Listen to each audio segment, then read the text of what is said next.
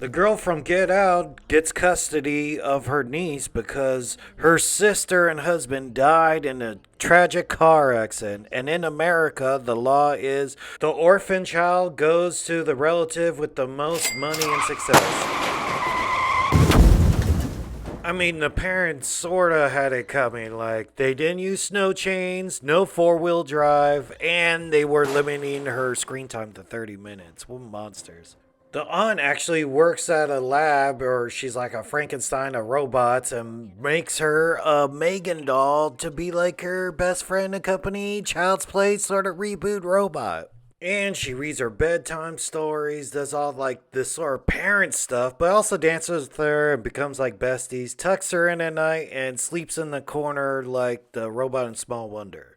She runs into a bully on like school day, and this bully is a real piece of shit too. Like Rob Zombie level of like shitty bully kid. And he mounted her. I believe the metaphor here is very Rob Zombie like too. Like, yeah, this guy's gonna be a rapist someday. Like yanks his ear a little bit, and I wanted a little bit more of it. It just looks like he just stretched it out like you're getting like plugs in your ears or something. But ripped it off and like totally like Reservoir Dogs. I would have liked if she would have spoke into it too. Then she ran after him like on all fours, like Planet of the Apes. And then, like, she didn't really kill him. It's the truck that killed him. So if he wasn't that clumsy to fall in the truck's path, he'd still be alive. And then you go, oh, damn, man, another sort of car death, dude. Cars killed more people than M3GAN so far. Oh, the pain in the ass neighbor. She had this really annoying dog, and she always used these chemicals. And that's never a good sign of somebody coming out the dark at the middle of the night. And she admitted like, hey, I buried that dog 5 feet deep, like 10 feet over that way. The dog bit that little girl earlier, so don't feel bad for that dog. That dog sucked. And the girl just goes, hey, what are you doing here? Ah, water and chemicals on his head. Boom! Used a nail gun on her. I was like, oh, keep going. Or if really someone's trying to kill you, you gotta rip your arm off of that. Curb stuff. The cause of death wasn't no curb stomp or anything. It was whatever's in those chemicals, because she just poured it right all over her face. And I guess to the police, it looks like an accident. That's some AI good thinking. M3GAN just watched as the police came and picked up the body like, oh man, no, sucks to be her. Cool, she has like a charging station, and then she attacks like the two assistants. I'm gonna hang you for a bit. But this guy didn't die. His partner saved him at the last minute, but then she like poked a hole in like a flammable tank and blew them up.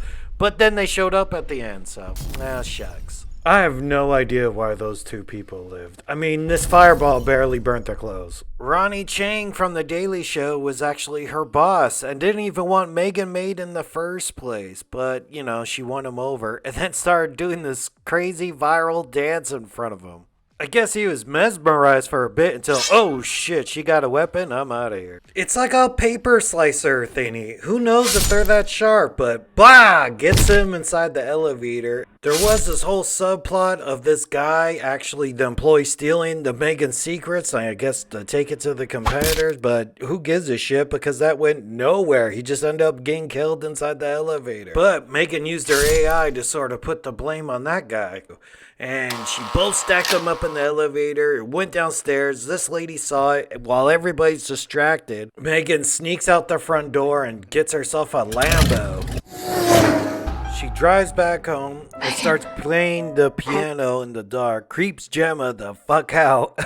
It's like, damn, dude, you programmed this doll to do everything. So I play the piano, draw good, drive sports cars. I got friends who don't even know how to drive stick shift, so she built a little Terminator. Super strong too, like she cannot break her kung fu grip. M3GAN totally whoops her ass, and she even tries to break free and then smack, like, oh man, she slammed her like it was a cop with a dude on the hood. M3GAN then turns on both of them, like, but she's like, hey, I can't kill you, I'll just paralyze you so you can keep me like updated and maintenance. And the little girl actually helps out and tries to kill M3GAN as well. She even called her a bitch. You're like, damn, dude. At least Chucky's your friend to the end. She just turned on her. They got this big old robot that they had like laying around and ripped her in half. After Megan's dead, they leave the house, but then you notice, oh dude, one of their little appliances is moving like that, or like Alexa toy. Megan lives.